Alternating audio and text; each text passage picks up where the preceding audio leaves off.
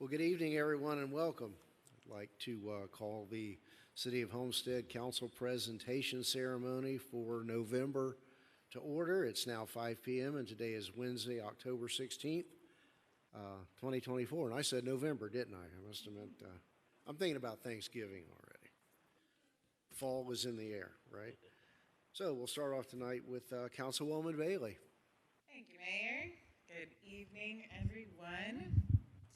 So, in honor of this coming January's 111th anniversary for the City of Homestead, this month's Artist in the Spotlight was a call to artists to present anything that makes Homestead Homestead. So, one of one of the main artists that will be presenting and showcasing their work during the gallery opening is Jason Gaither. Unfortunately, he's traveling. He wasn't able to be here today, but he is a Homestead native.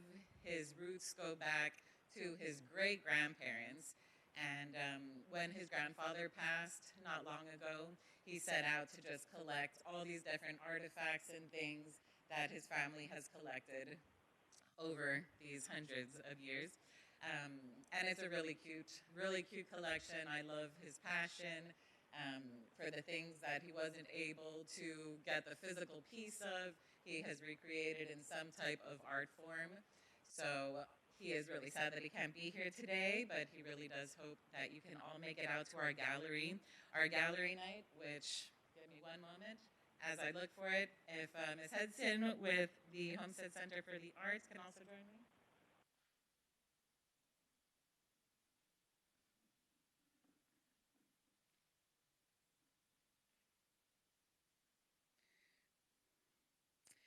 Double checking here. So the gallery opening will be Wednesday the 30th at 6 p.m. at the Seminole Theater. So you can always check our social media page for all the details, but it'll be a really fun representation of what Homestead means. And I'm sure you'll see a lot of different things because this big, beautiful melting pot is just so many different things for everybody that lives here. So I would like to introduce Ms. Charlie Hudson from the Homestead Center of the Arts, who is also going to be participating. I always have to do this. Bear with me. Bear with me. For those of you that don't know me, I am in fact the president for Homestead Center for the Arts. We do not have an facility here, but we have actually been in Homestead working in an umbrella virtual kind of capacity since 1977. And so we do have on any given day between 30 and 40 artists. I happen to be a writer. And normally we would have some of our artists here, but there's just been a whole rash of medical emergencies and this, that, and the other. So we will have, because the theme is, images of Homestead, what makes Homestead Homestead, we'll have between 4 and 6 of our artists. The very talented Marie Ferraro, who does some beautiful work, watercolor and some other mediums. For those of you who are familiar with my husband, Hugh Hudson, who has a passion, among other things, for photography. So he will have some of his images of out at the Speedway, some fantastic shots from there, as well as he photographs a number of events that take place when we're doing work for the paper. So he's got some pieces of that. And then we've got 2 or 3 other artists, wonderful artist, Claudia Masala, who almost always participates, and she couldn't be here tonight. So she's got some of her beautiful photographic images. And then we've got 1 or 2 more. I'm not quite sure how many we're going to have total.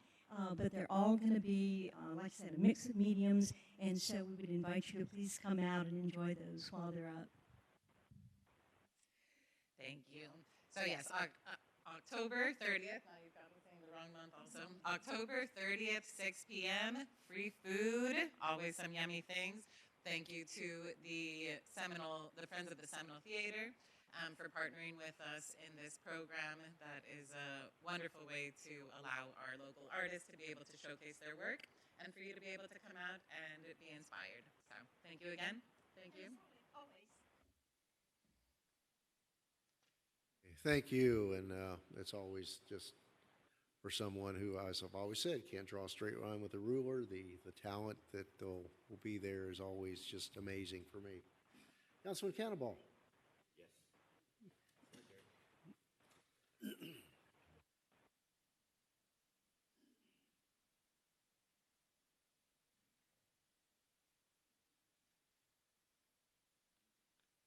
Good afternoon, everybody.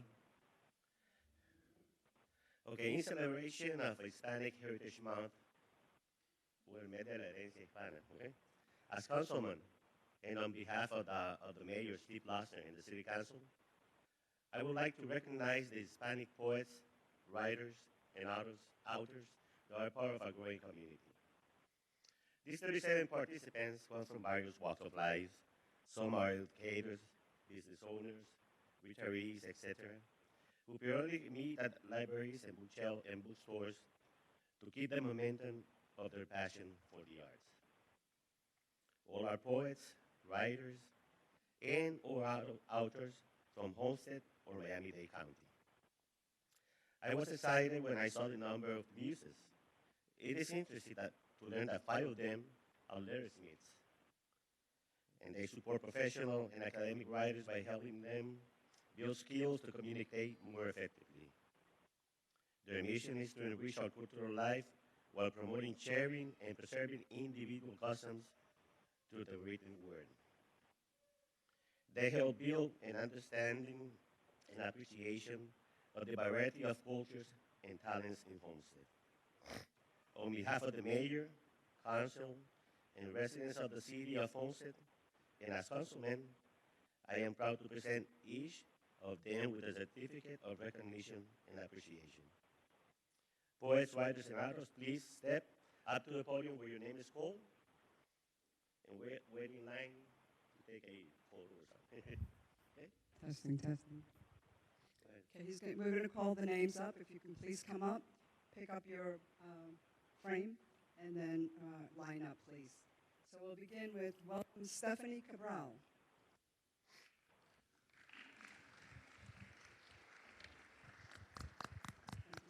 You can shake her hand. Adriana Carrera. Marisol Casola. Katia Castellano. María Castillo. Carlos Colón Rodríguez. Ángela Colón. Felicia de Marín. Ariela Díaz. Cindy Figueroa. Maybel Gallardo. Raúl Hernández. Amparo Iglesias. Mary Larina.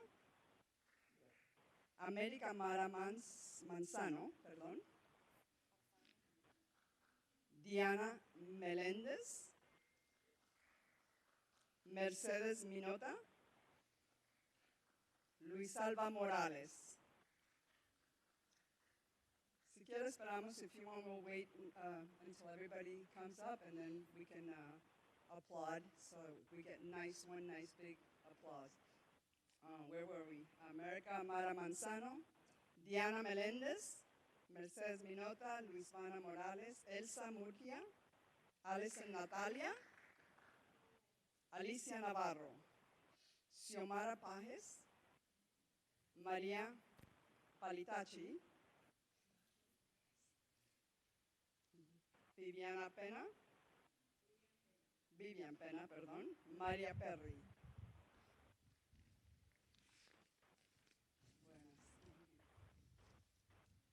Lidia Rodríguez, Abel Rosario, Elizabeth Rowling,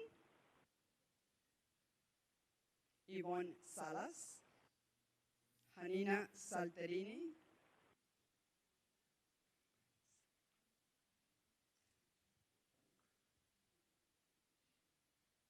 Irma Sánchez, Junior Santana,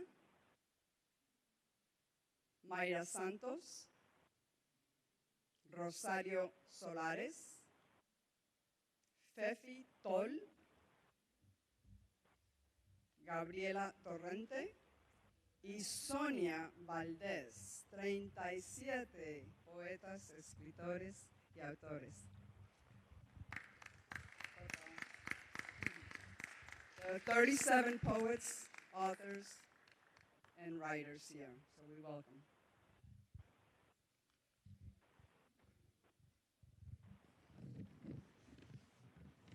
Todos con tanta sonrisa.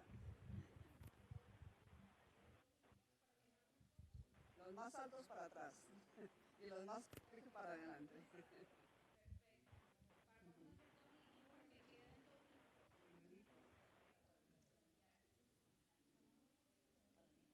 Sí, sí, sí.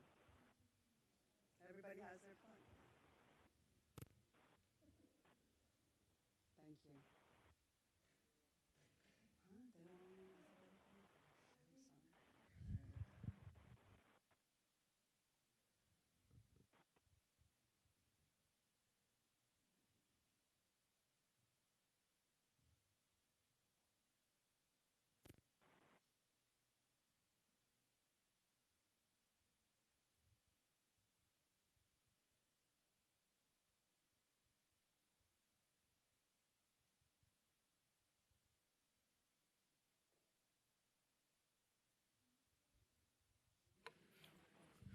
Thank you all so much.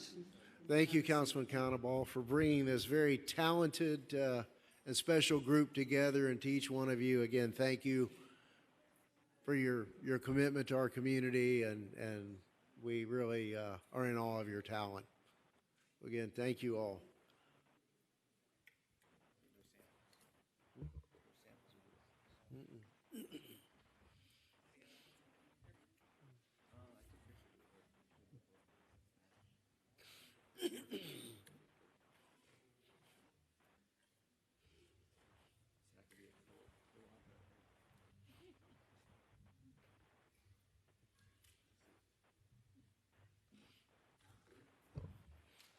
Probably turn it back around the other way. We go ahead and turn the podium the other way. Yeah. Turn it around. Yeah. We're done. Yeah, we're done. Yeah. Okay, so before we wrap this up, before we close this out, does anyone here on behalf of either Heartbeat of Miami or Help Our City? I think there was some scheduling issues.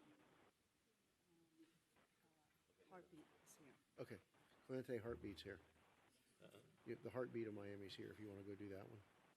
They're here. No, I'm going to do Help Our City. You're going to do Heartbeat. Okay. Yeah. All right, Councilman Cannonball.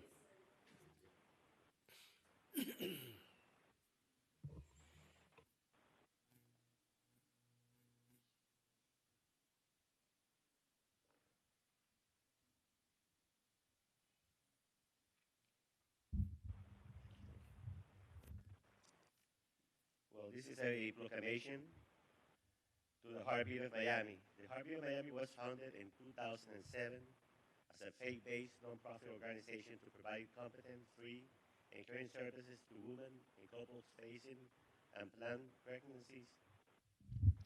In Miami-Dade County, together with the Christian community, and the Heartbeat of Miami has established a network of medical clinics equipped with the technology and a sanctuary of hope in Homestead. And on May 1st, 2023, the Heartbeat of Miami Homestead Clinic served 550 women. Their services were predominantly supported the Hispanic, Latino, and African American communities in the Homestead area. And since 2007, mothers have given birth to over 68,000 babies with the assistance of the Heartbeat of Miami. Heartbeat of Miami continues to grow in South Florida, and the transformation we have witnessed is short of miraculous. The clinic offers various services, including pregnancy-related consultation, tests, counseling, goods for babies, wellness education, and ongoing support. And the City of Homestead commenced their work. Now, therefore, Mayor Stephen Lossner, by virtue of the authority vested in him as mayor of the city, do hereby proclaim October 16, 2024, as Heartbeat of Miami Day in Homestead.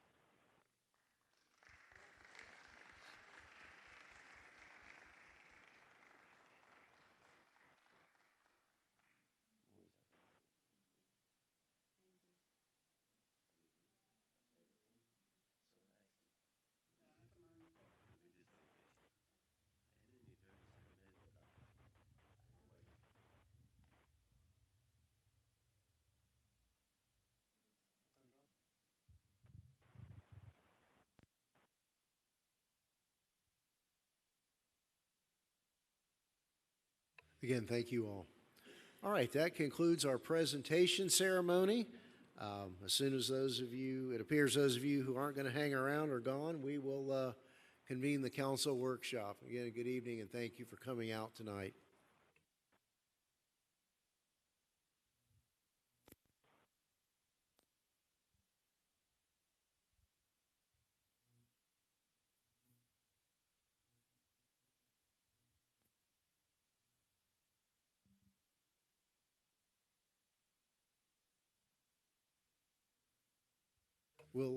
We'll convene the council workshop in about 5 minutes. So,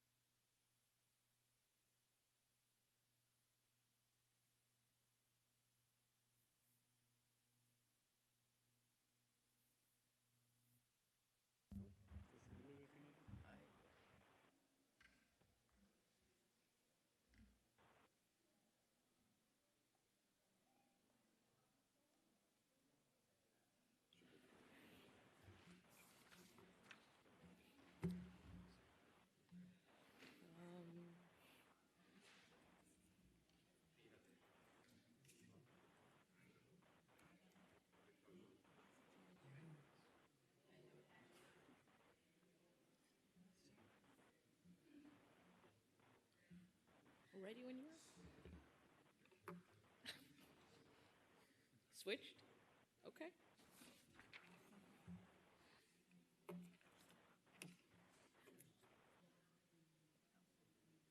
Okay. Tell me how it is at the end. Boss.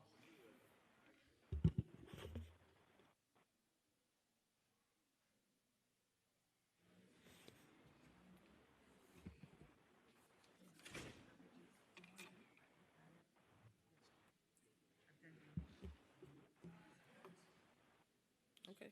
all right, let's go ahead. If the clerk is ready, we will go ahead and convene the council presentation workshop. Councilman Cannonball still in the room? There you go. Where's Clemente? He may be, stick your head back there, if you would, and see if he's there. He may have gone upstairs. I know there's kids up there.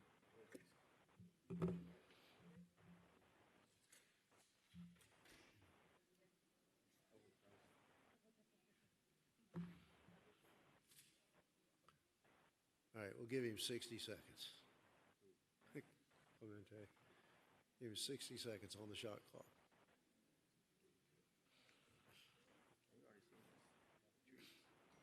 It's revised. There he is. Councilman, we're ready.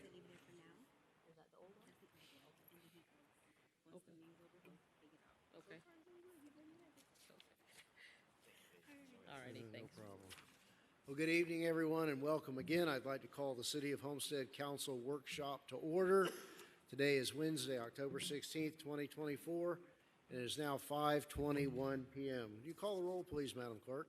Councilman Cannavale? Councilman Roth. Councilman Davis. Here. Councilwoman Bailey. Vice Mayor Fletcher. Here. Mayor Lawson. Here. Right. Very good. Our first item tonight, and only item tonight, is tab 1, car number 4359, species and placement of trees under the Urban Tree Reforestation Grant Program. Mr. Manager. Good evening, Mr. Mayor, Council. The administration would like to provide a status update on the coordination efforts made in terms of the tree planting exercise pursuant to 2 grants that we received. I'll ask the Assistant City Manager, Kim Abran, to lead the presentation. Thank you, Mr. Manager. Good afternoon, Mayor, Council.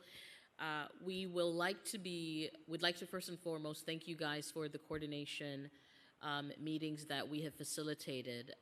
In the way of a reminder, the city was the recipient of 2 grants totaling $805,167.78 with no local contribution requirements. In the way of background, there were several locations that were identified as a part of the application that we wanted to ensure that council had an opportunity to opine. We facilitated several sessions where we looked to get your input on locations that were appropriate for these plantings. We have identified those locations, and we would like to walk you through the locations that have been deprioritized because there may be pending or upcoming construction projects, or there's another grant application that would facilitate the planting. My colleague here, the Assistant Director of the Public Works Department, would like to walk you through the final list of locations to hopefully get council's blessing to proceed. There were some final comments that came in yesterday regarding recommendations that we can talk through once the presentation has concluded. And I will have Mina walk us through the final list of locations that we would like council's blessing in moving forward to the next stage of this project. Probably going to have to speak into the mic. There we go. Good afternoon.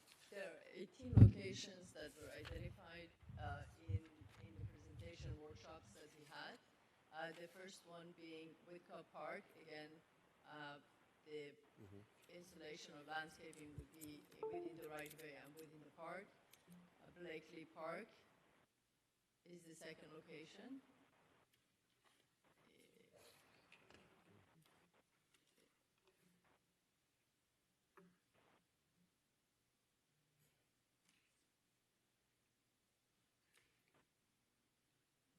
Blakely Park, within the right-of-way and within the park.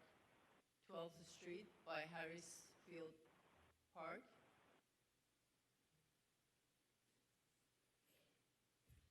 Again, along the right-of-way. Campbell to Turnpike was one of the locations that were identified in the grant application. However, we are not certain that this portion of the landscaping project is within the city right-of-way. So we were asked by the council to take a look at it, and we think that we should eliminate that location. We have a substitute location for it. The next location is Southwest 6th Street between Chrome and 187th Street. Again, within the right-of-way, there is plenty of room within the right-of-way to be able to install trees for beautification. Northwest 6th Street from Chrome to 9th Avenue. Northwest 6th Street.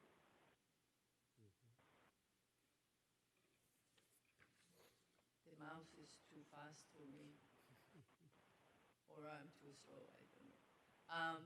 The next locations are within the same neighborhood: Northwest 1st Avenue, 2nd Avenue, 3rd Avenue. We try to keep them within the region, within the area of the neighborhood. I'm going to skip over all these streets that are designated in blue. They're all within this neighborhood, and we're going to plant within this area. Northwest 9th Street from 15th Avenue to 162nd.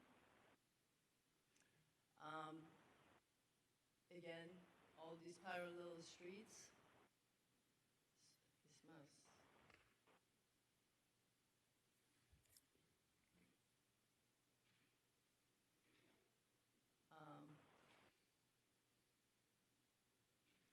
Northwest 9th Street, Northwest 9th Court, and Northwest 10th Street and 11th Street are all within the area.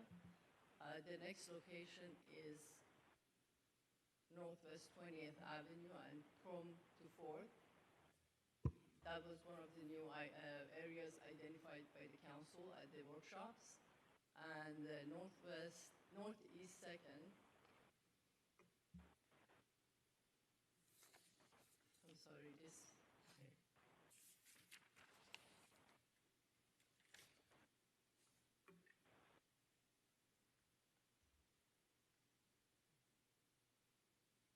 Northeast. I am not sure. Northeast 2nd Avenue, Campbell to 11th Street is the locations. Right We there. have added one more location, which is not depicted on this map, which is English Avenue. Thank you.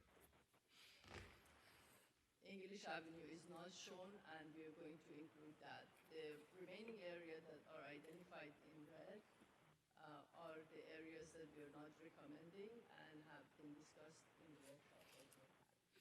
So council, thank you, Mina. So council, there are a couple of, yesterday, we received some additional feedback that I want to highlight for the benefit of the whole. There was a recommendation on eliminating the pine tree species. That we have adopted that recommendation, so we will eliminate the pine species as options for plantings. There was a conversation around is it appropriate to focus on the southwest area of the Southwest District in this project. Based on our review and an assessment, it is only Southwest 6th Street that we have planned plantings.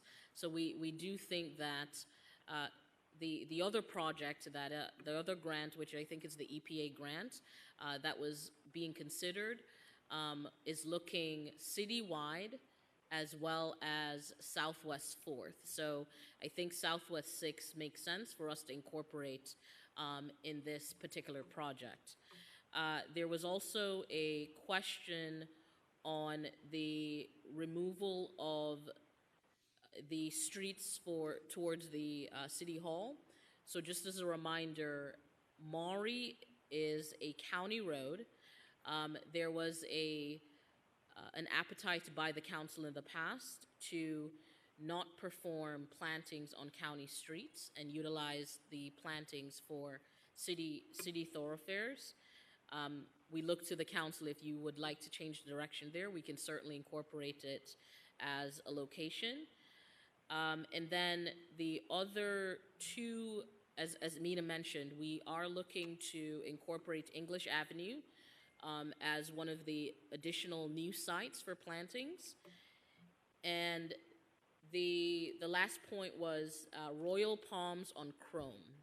So there is a recommendation, well, we had an arborist report done specific to the Royal Palms that are on Chrome.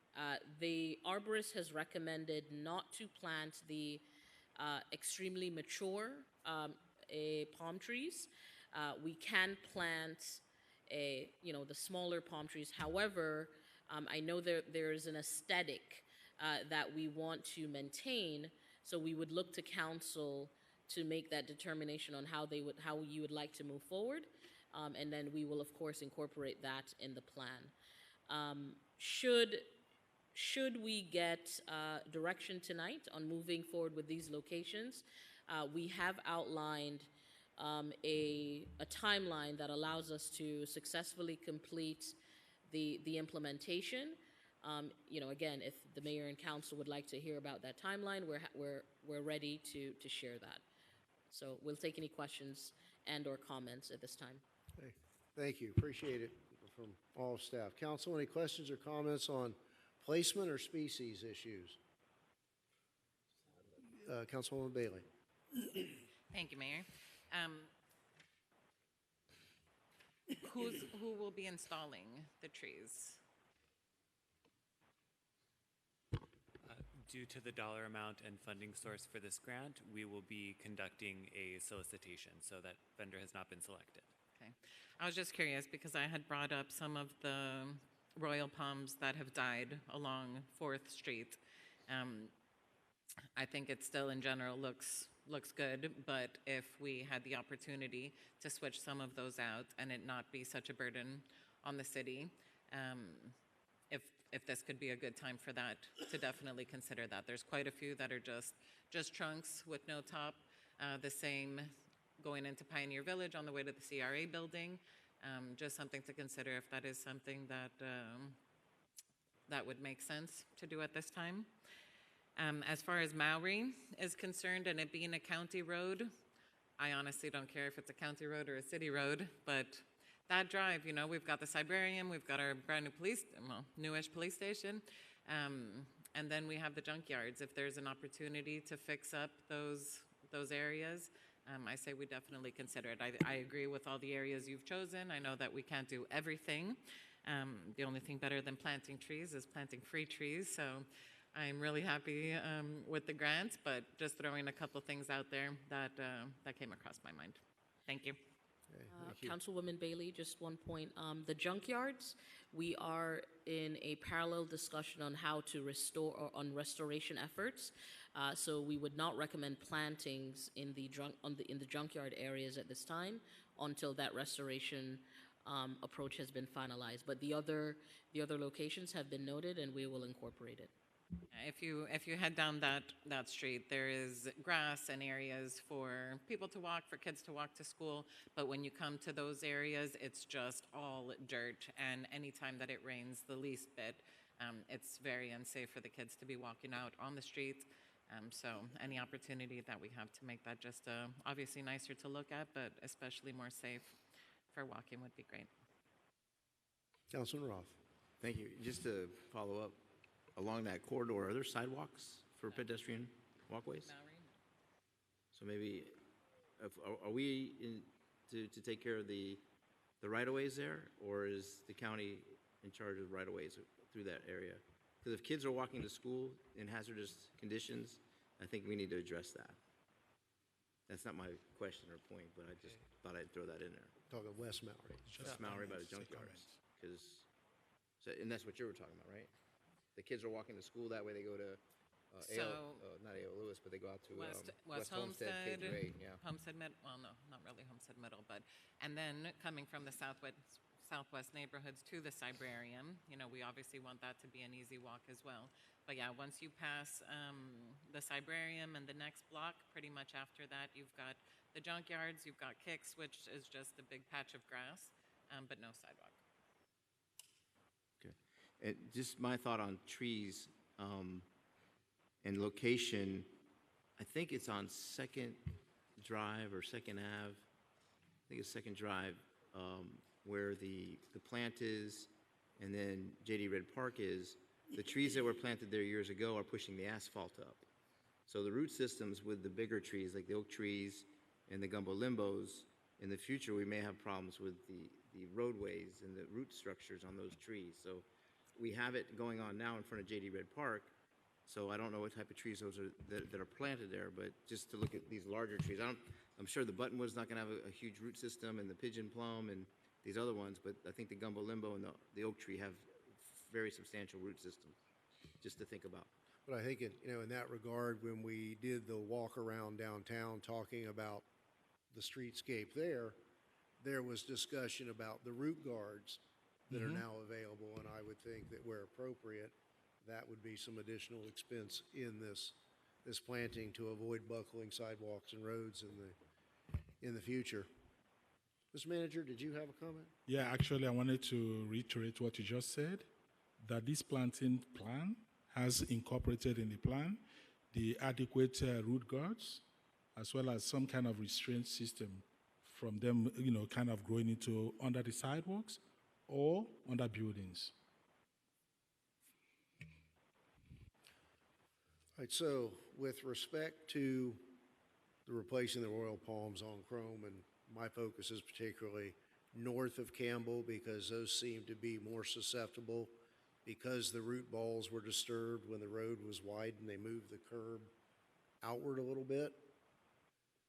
And certainly the success rate of planting comparably height palms and the expense of that would be tremendous. But I think that if we could find some middle ground, go ahead and identify the dead, the dying, and the missing royals. I mean, that's kind of a signature. That's an icon of Chrome Avenue, and coming into Homestead, I would really like us to do something. And I get that maybe 35 years hence that those trees may have issues due to the expansion of the root ball within a small area. But my lay opinion is that probably some of that is due to the distress from being excavated in part. So I'd really like the council to join with me in asking staff to look at that. Also in terms of, and I had made some inquiry about Mowry, and more in terms of Mowry east of Flagler over to US 1. If you recall when we had the charrette discussion, he talked about sprucing up the entryways to City Hall and to downtown. So, to the extent the right-of-way is available and we can work with the county on what would be the prolongation of Civic Court and Mowry over to US 1, perhaps replace, repair, supplement what may be there. And I believe we're going to have a supplemental presentation on the charrette in a couple of weeks. Yes, actually, that's going to come up during the announcements. Okay. We anticipate to schedule a charrette report discussion or workshop with the council at the next CAR meeting, which is November 12th. Okay. Very good. Thank you. So, and that, we all saw that was built in. So again, I kind of agree. I'm not really interested in having, and our road system is so fragmented, and I know it's quite a hurdle to do this, but I would really like us to try to deal with the county to accomplish those entryways into the Civic Center and downtown from US 1. I know, the preponderance of the trees need to be native. Do they all need to be native?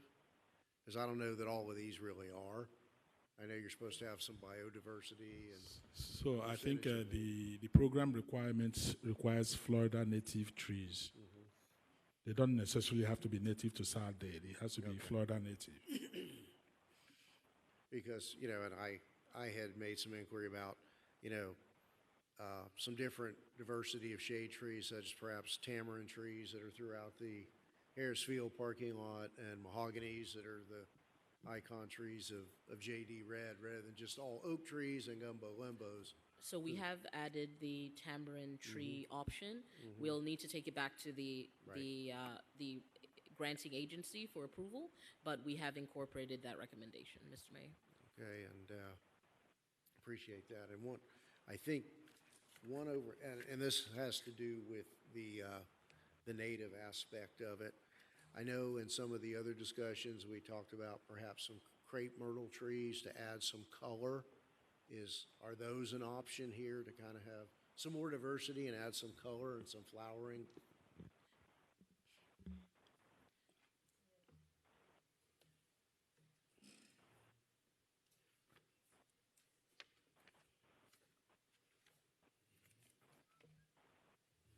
So as long as it's a Florida native, we will, seek the approval. What we will ensure happens in a second layer is the locations that these plantings occur, that we take advantage of the color that I think we're striving towards. And then, yes, we will engage with the Okay. county for those areas that we need review and approval from them, and then the same with the Florida Department of Transportation for the Royal Palms on north On of Chrome. Chrome. Yep. And I was taking a look at these sites and what I call behind Harrisfield, on the east side of Harrisfield, where we have very limited rights of way there now, and I don't know that large shade trees would even be appropriate there. It's more kind of an aesthetic barrier rather than the shade. And again, back to the crepe myrtle rather than all pigeon plum or something like that. And last question. Are we comfortable that we ask the question in the right way, that we are foreclosed from paying someone to relocate some of the overplanted oak trees on the right-of-way on the east side, like was done in Alex Muxo Boulevard north of the future Homestead Regional Park, where we had a 100% success rate? I mean, you're relocating all the trees. They're either coming out of a nursery or... So I think that's a trick question, Mr. Mayor. We need to check with the grant agencies. Yeah. The grant is specific for planting of new trees. If you want to kind of deviate a little bit and call it relocation from If one. we can thread that needle somehow, it gives us the ability to utilize overplanted trees that are now, more mature than what we would be able to buy from a tree nursery, probably, at a reasonable cost. Just want to make sure. We'll follow up. We will Appreciate take that that. and make an action request of the granting agency. Any further from council? Let me ask if there are any public comments to be had. And I know the Vice Mayor is with us virtually. Vice Mayor, any further comment on this? So we'll take that as a no. Nothing additional at this time, Mr. Mayor. Thank you. Thank you, Mr. Vice Mayor. All right, so I'll close the public hearing on this. Nothing further. Thank you all. Look forward to seeing the augers turning. Thank you, Mr. Manager. Thank you, sir. So does that conclude the workshop business? All right. We'll now adjourn the workshop. And at 6 o'clock, we will convene the regular council meeting. It'll be 6 o'clock. Oh, I'm sorry, yes. And the LPA will do now. If you're ready, when the clerk signals me that she's ready to transition into the LPA, we will go there.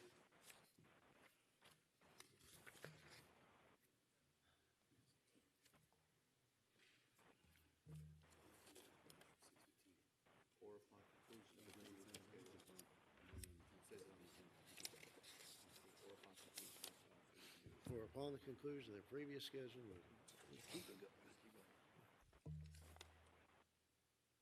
Okay.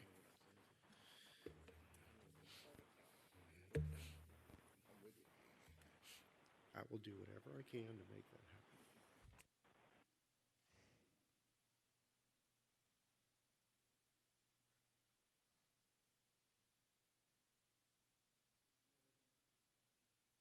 Okay, good evening, everyone. I'd like to call the City of Homestead Local Planning Agency meeting to order. Today is Wednesday, October 16th, 2024, and it is now 5:45 p.m. Let's have a roll call, please, Madam Clerk. Councilman Davis? Here. Councilwoman Bailey? Councilman Cannibal? Here. Board Member Roth? Here. Vice Chairman Fletcher? Chairman Losner? Here. Ex officio Lawrence here. Ventura? Okay, very good. Are there any additions, deletions, or deferrals from this agenda?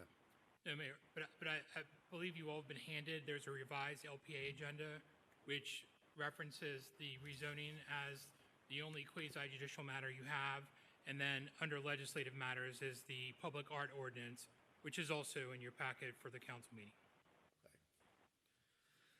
Right, very good. So we have as our first item the approval of the July 17th minutes. We have a motion to approve. We have a second. We have a motion and a second. All in favor? Any opposed? All right, Mr. White? Yes, please be advised that the following item on the agenda is quasi-judicial in nature. If you wish to comment upon this item, please indicate the item number you would like to address when the announcement regarding the quasi-judicial item is made. An opportunity for persons to speak on this item will be made available after the applicant and staff have made their presentations on this item.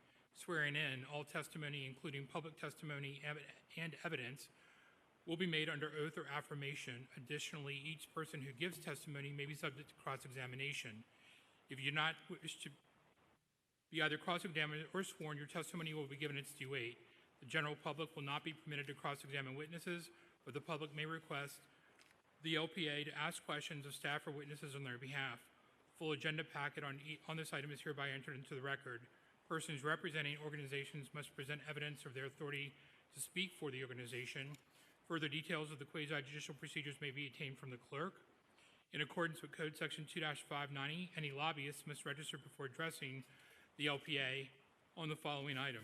At this time, LPA members must disclose any ex parte communications concerning tab 2 on the agenda, the rezoning, car number 4400. Any disclosures on the single item? None here. Appears there are none. No disclosures to be made. So at this time, I'd ask anyone who's wishing to speak on this item, please stand, raise your right hand to be sworn by the clerk. Do you hereby swear affirm to tell the truth and nothing but the truth, so help me God? Thank you. You may be seated. Tab 2, car number Wait, 4400. Is the applicant present? The applicant was supposed to be present. That's right. This is yours. That's right. Mr. Munns is here. Okay. Gotcha. Go ahead. Tab 2, car number 4400.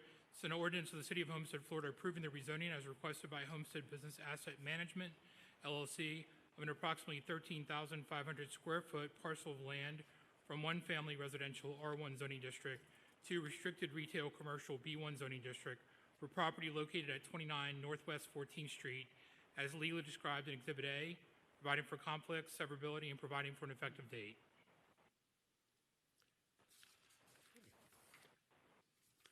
Very good. And Mr. Hennis. Thank you, Mayor, Vice Mayor, Council. This is a rezoning from one family residential R1 to restricted retail commercial B1 zoning district for the property located at 29 Northwest 14th Street. The rezoning would bring the subject property into conformity with the established light commercial use designation of the future land use map. The property is part of the 41 total properties identified by the city's Chrome Avenue Corridor incentive program as having inconsistent zoning flume designations within the city's Chrome Avenue Corridor.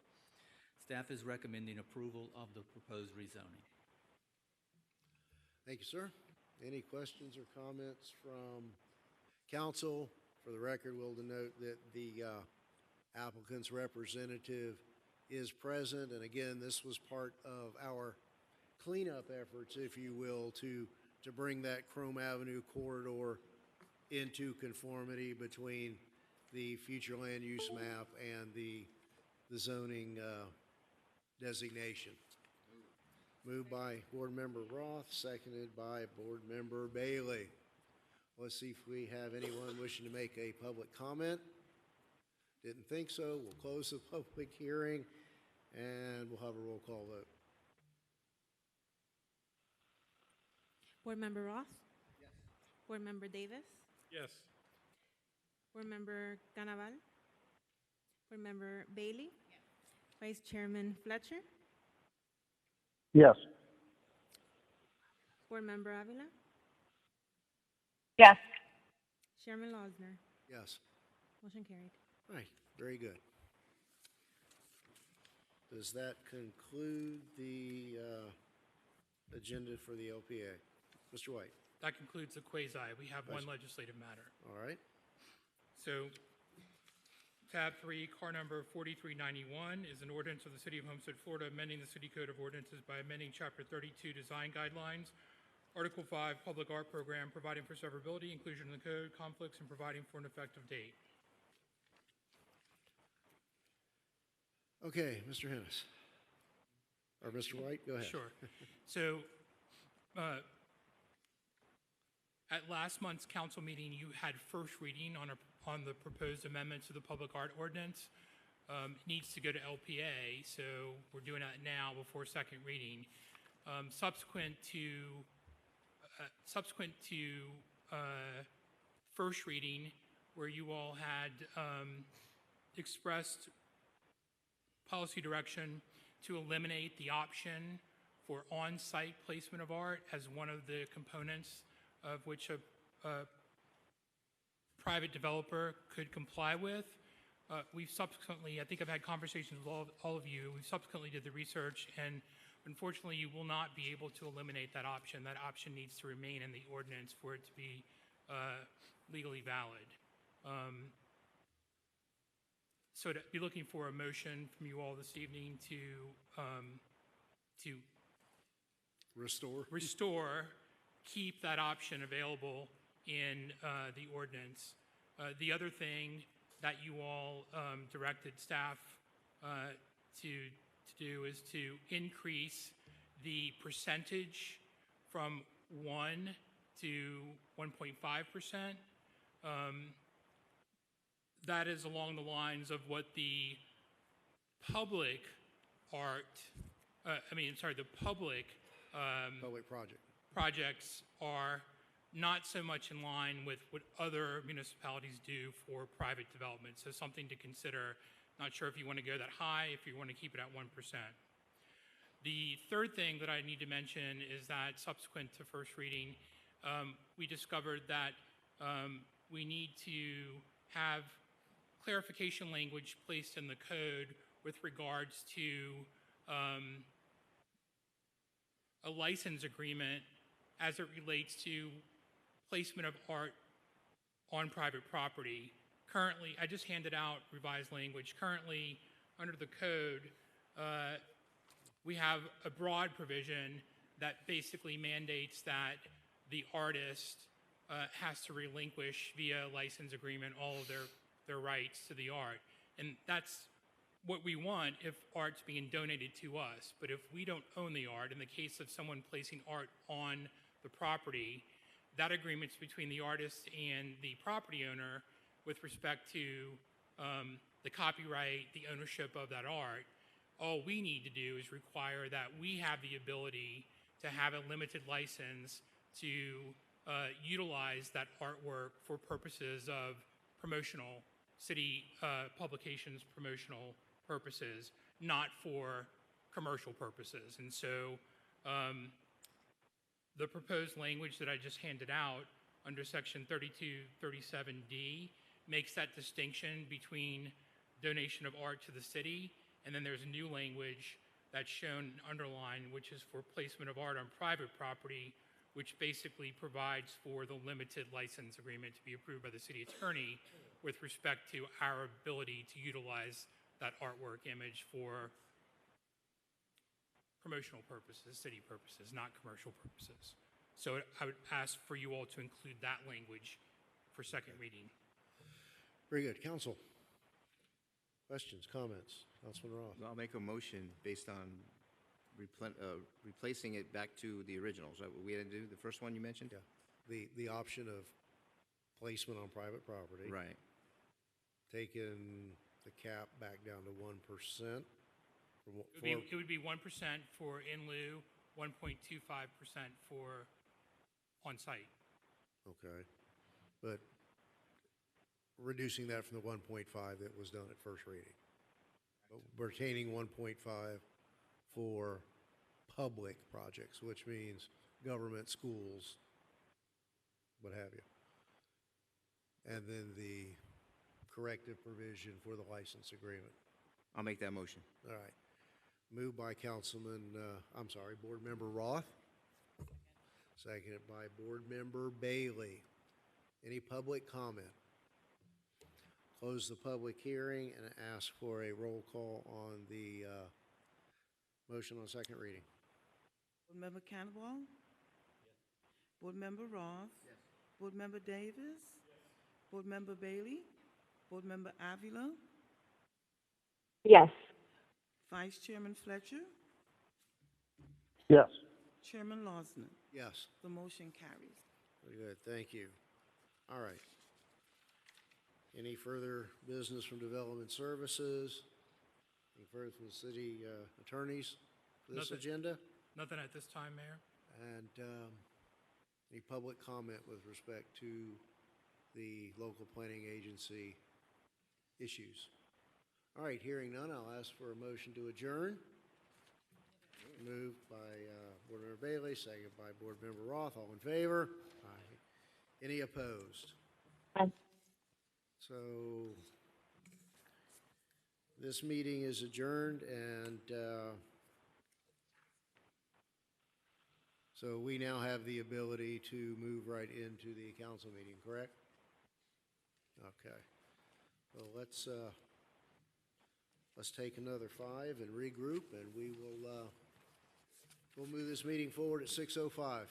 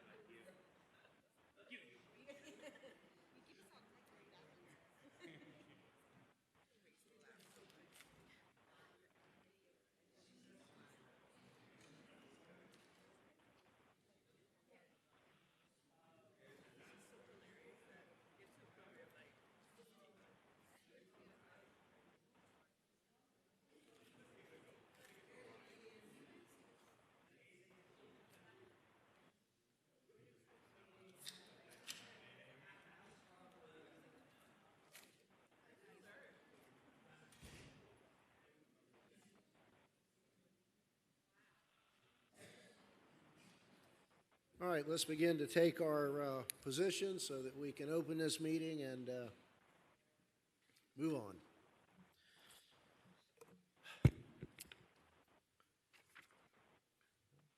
Good evening, everyone, and welcome to the City of Homestead City Council meeting. Today is Wednesday, October 16th, 2024.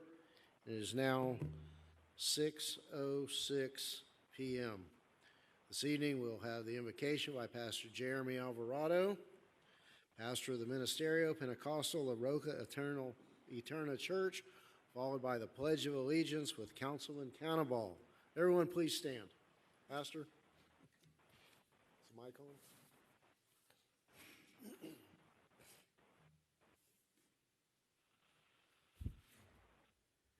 Good evening, Mr. Mayor, members of council, and honored guests. Let us pray. Heavenly Father, as we come together today, we express our heartfelt gratitude for our chance to serve and uplift our community. We seek your guidance and wisdom as we engage in these important discussions before us. May our hearts be filled with the spirit of collaboration, allowing us to unite in purpose. Let our minds be sharp and discerning, enabling us to make thoughtful decisions that reflect the needs of all. May our actions embody a steadfast commitment to the well-being and prosperity of every resident and business in the city of Homestead. Help us to listen actively to one another, embracing the diversity of thoughts and perspectives that enrich our community. Grant us the grace and respect, differing opinions, and to find common ground. Together, let us work diligently together towards a bright and more inclusive future for our beloved city. Amen. Yeah, thank you. Thank you. We don't have the honor drawing. You're doing the pledge, but we don't have the honor drawing. I pledge allegiance to the flag of the United States of America and to the republic for which it stands, one nation, under God, indivisible, with liberty and justice for all. Thank you. Please be seated.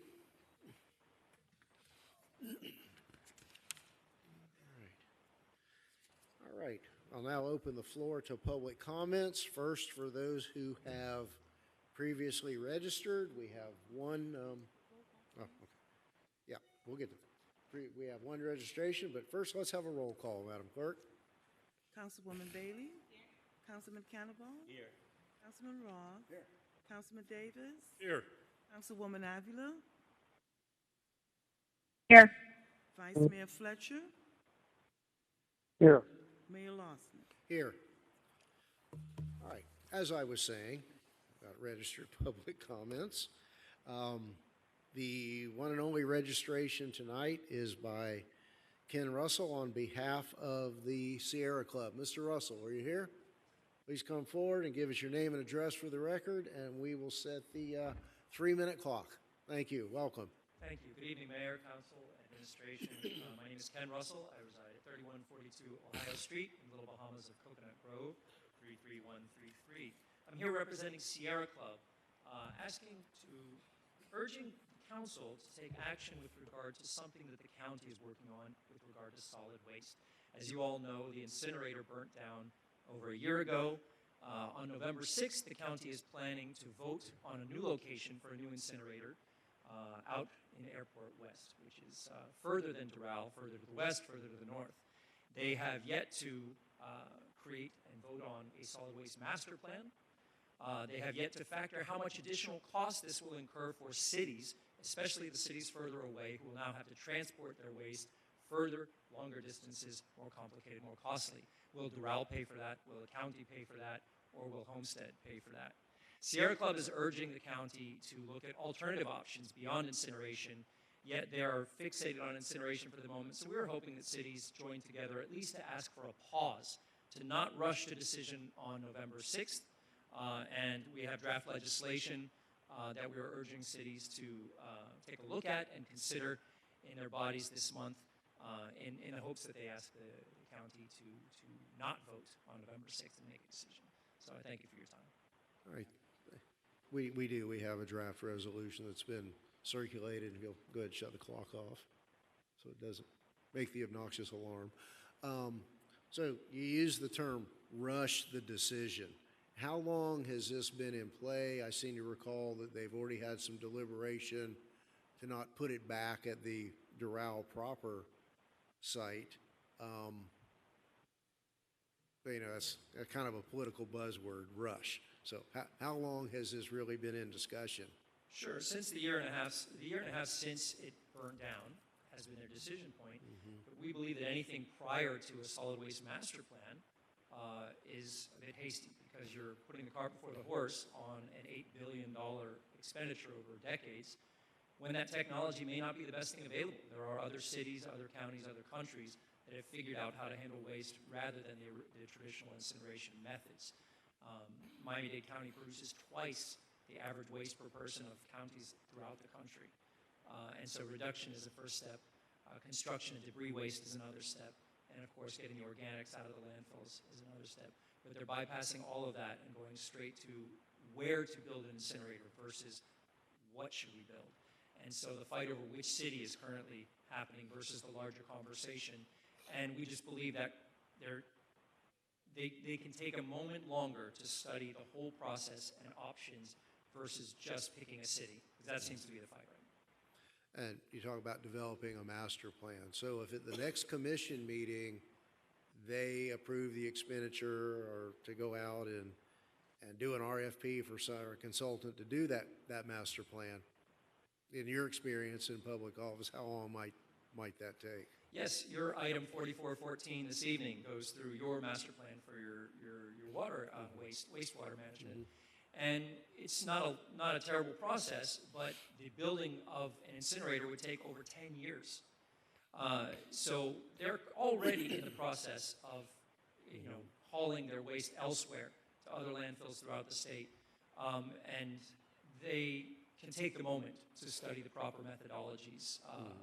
They're bringing in a zero waste consultant who can actually give them the solutions that they don't know yet. There's cities like Boulder and Austin who have figured this out, how to handle all their municipal waste without incineration. So of course, we're talking about, as environmental groups, not putting the incinerator near the Everglades, which is the current plan, or anywhere, but really we're also looking to the municipalities from a fiscal perspective of, you need to make sure you're at the table if you weren't already aware of what these additional costs would be if they do make a decision this coming month. Whether or not you're on board for the entire elimination of incineration or not, we just wanted to make sure you're aware of the potential fiscal impact that you have. Okay, appreciate it. Council, any questions, comments, concerns? Councilwoman Bailey? Thank you, Mayor. I was going to bring up Boulder.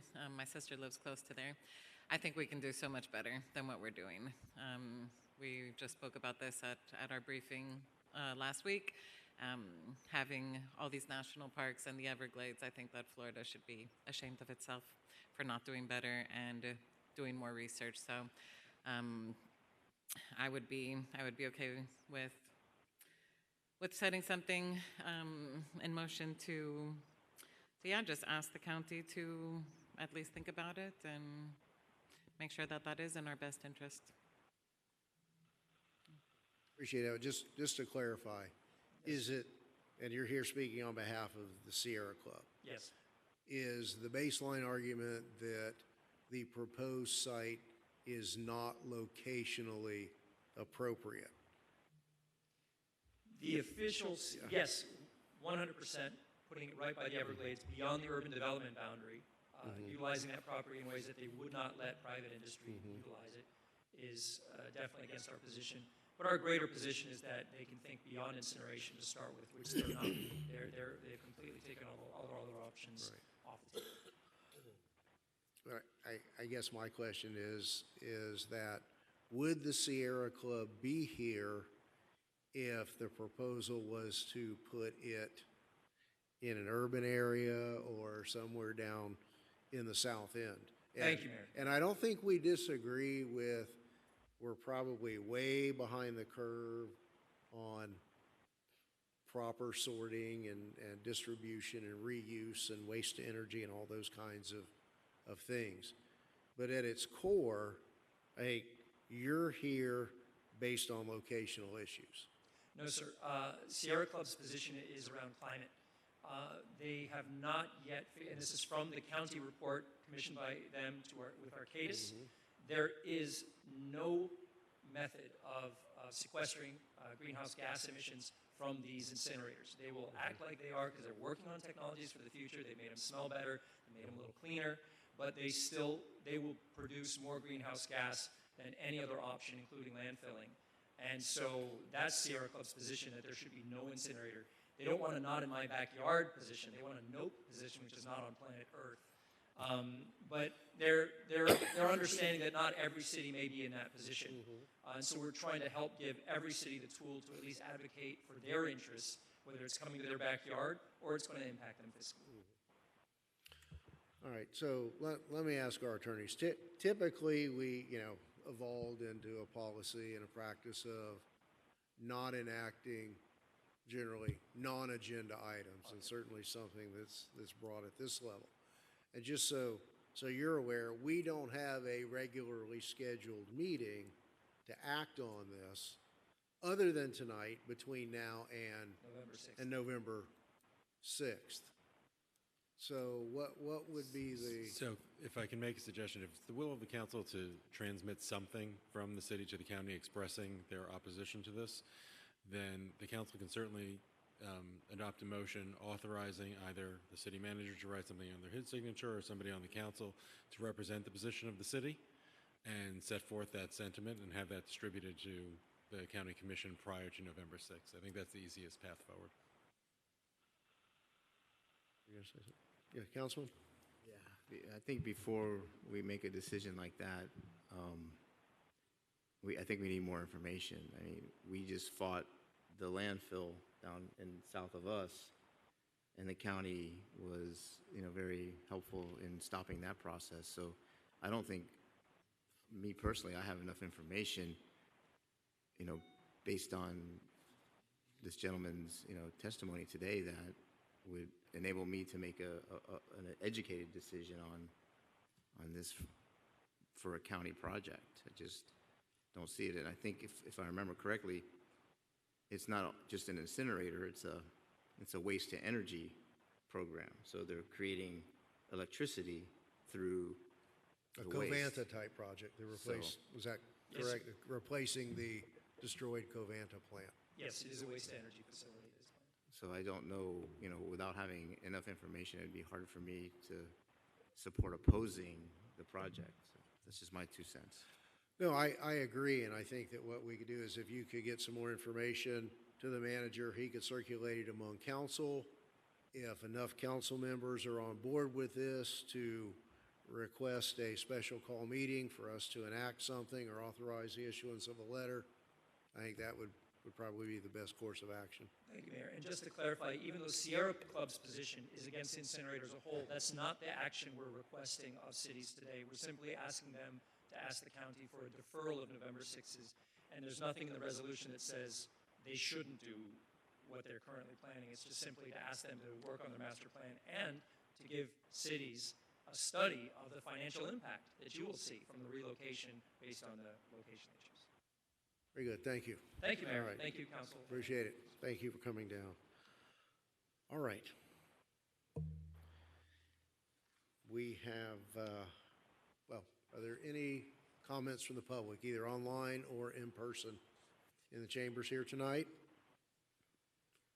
So I'll close the public comment section of the agenda. We have before us an addition referred to as Addendum 1, car number 4423. Do we have a motion to add this item? Motion to add Addendum 1 to the agenda. Moved by Councilwoman Bailey, second by Councilman Davis. All in favor? Aye. Any opposed? All right, so let's move on to item number 4, Addendum 1. Mr. Pearl? Yes, Mr. Mayor. Item number 4 is a resolution of the City Council of the City of Homestead, Florida, accepting a supplemental proposal with Vortex Services LLC through the Interlocal Purchasing System TIPS for the completion of an SSES Cycle 2 wastewater basin repair project and including lining of additional sewer lines, basins, and well fields, authorizing the city manager to negotiate and execute an agreement accepting the supplemental proposal and exempting the project from competitive bidding in accordance with City Code Section 2-411.1A5, supplementing resolution number 2024-07-81 on the same subject, providing for implementation and providing for an effective date. Thank you, sir. Mr. Manager, will you be giving us the staff report? Yes, before I ask the Public Works Director in case you have more comments, back on July 17 of this year, this council approved a contract proposal to Vortex Services for $1.177 million with a 10% price adjustment for the rehabilitation and lining of the current sanitary sewer lines as well as the manholes in sewer basins number 18, 13, 22, 24, and 25, all of which are currently under a temporary moratorium with Miami-Dade County. Based on a subsequent sewer system evaluation survey, SSES, Cycle 2 findings, it was discovered through a review that there are additional locations that require rehabilitation as well. So this item is to simply expand the existing contract by including those newly found discovered areas, as well as incorporating them as part of the current contract in order to save money and save timeline of completion. Very good, thank you. Any questions or comments from council? All right, before we move this, are there any public comments? So we'll close the public hearing and ask for a motion to approve Addendum 1. Moved by Councilman Cannonball. Second. Second by Councilman Davis. Roll call, Madam Clerk. Councilman Ross? Councilwoman Avila? Yes. Councilman Davis? Yes. Councilwoman Bailey? Councilman Cannonball? Yes. Vice Mayor Fletcher? Yes. Mayor Lawson? Yes. The motion carries. All right, thank you. Thank you, Mr. Manager. All right, our next item, tab 1, is car number 4421 is a presentation on behalf of the Citizens Independent Transportation Trust. Good evening and welcome. Good evening, and thank you for having me, Mr. Mayor, council members, Mr. Manager. It's great to see you. We used to work together back in Miami. Again, my name is Javier Betancourt, Executive Director of the CITT. And with me also is Mariana Price. She is the Municipal Program Manager for our agency, and she's the one that works most closely with you and the other 34 cities in Miami-Dade County on your expenditure of your half-penny sales tax funds. So we're going around and just giving everyone an update on the surtax, the half-penny, the projects that are being funded with that. Clearly, it's something I know you're interested in down here in Homestead, given everything you're doing with your half-penny and then also the South Corridor. So without further ado, I'll go ahead, and I'm going to be very quick because it's a lot of slides and I know you want to get to dinner. If you want me to slow down or if you have questions, please interrupt. So 20 years ago, actually over 20 years ago this November, everyone who went to the voting booth saw this on the ballot, and it was asking the good citizens of Miami-Dade County whether they'd approve a 0.5% increase in their sales tax to go to transportation improvements, what they called at the time, and we still call the People's Transportation Plan, or PTP. That measure was adopted, but I do want to point out the last line in the referendum language specifically asked the voters to create our organizations to oversee those funds and make sure that both the county and the cities spent that half-penny appropriately. Okay, so who are we? What do we do? Essentially, we're a small agency, quasi-independent agency of Miami-Dade County, charged with monitoring, auditing, reviewing, overseeing, and investigating the use of those half-penny funds and the implementation of the promises that were made to the people back in 2002. So we are not the Department of Transportation and Public Works. We're not the TPO. We don't build, operate, maintain, or plan for the long-range future of transportation. We're simply a watchdog agency over the funds. So we are governed by a 15-member board of citizen volunteers, one appointed by the mayor, one by the League of Cities, and the other 13 by each of the 13 county commissioners. You are represented partially in this area right now by, I believe, one of these folks. I'm trying to remember which one. Let's see. I know we have a vacancy actually for most of your districts, so for those people who are interested in applying to be a member of the trust, if you live in Commissioner Keone McGee's district, we do have a vacancy, and here's how you apply. Basically, you can't be an elected official, you can't be a candidate for office, you cannot have a financial conflict of interest with the county, but you do have to reside in the district of the commissioner that appoints you. We have an office that I lead that helps to support the volunteer members of the CITT. We're a small office, probably the smallest in the county, but we're small but mighty, as I like to say. One of our principal functions is to audit the cities and the county on a semi-regular basis. We're constantly, every 2 or 3 years, auditing the cities and following up any findings. So there were some findings in past audits that we have been working diligently with your staff to address. And by the way, you have an amazing staff. I do want to thank not only the city manager, but also Cairo, Eduardo, Anna, Sherry, Carlos, Pamela, and Raquel. We work with all of them. They're very responsive. They're very professional. They represent you well. And we're working through any remaining issues we have with them on a regular basis. So enough about us. Let's talk about the money.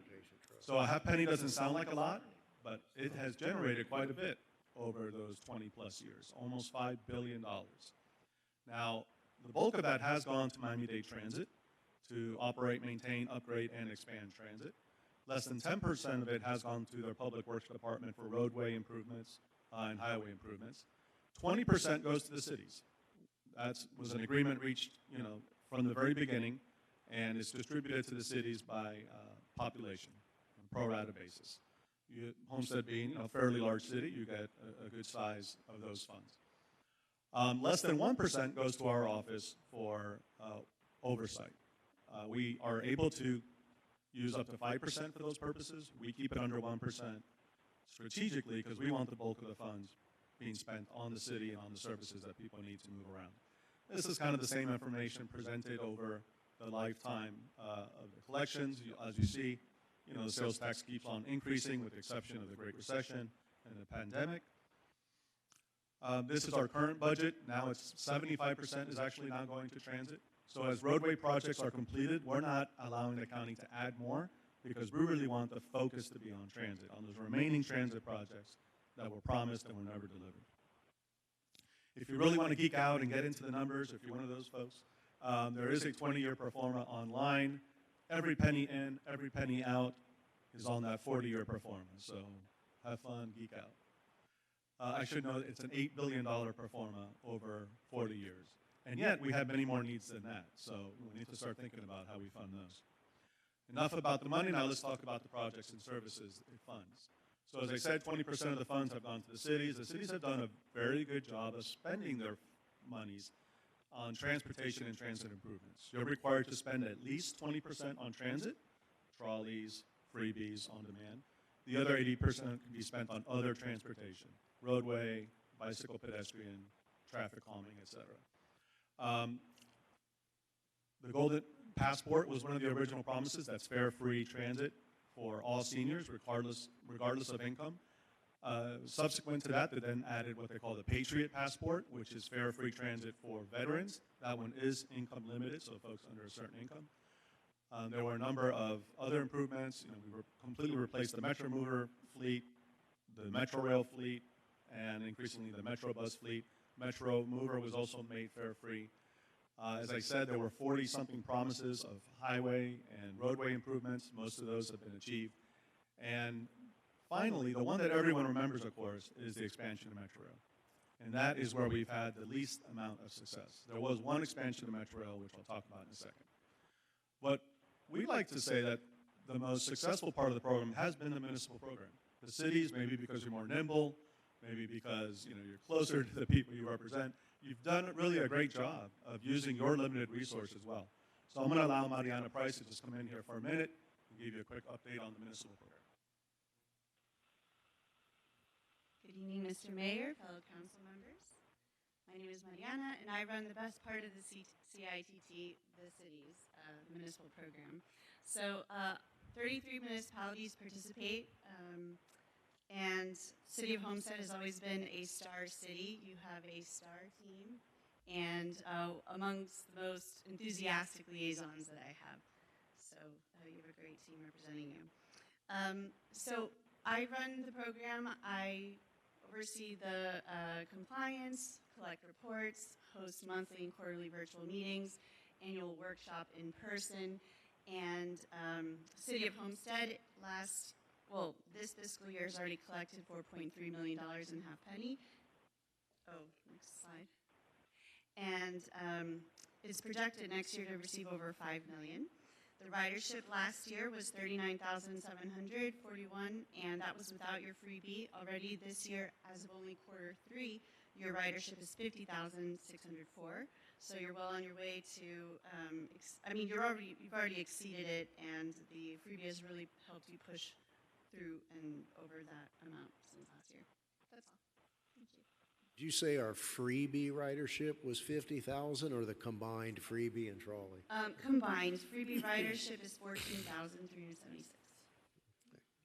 And one of the projects we continue to work with you on is on the Homestead Multimodal Transit Center.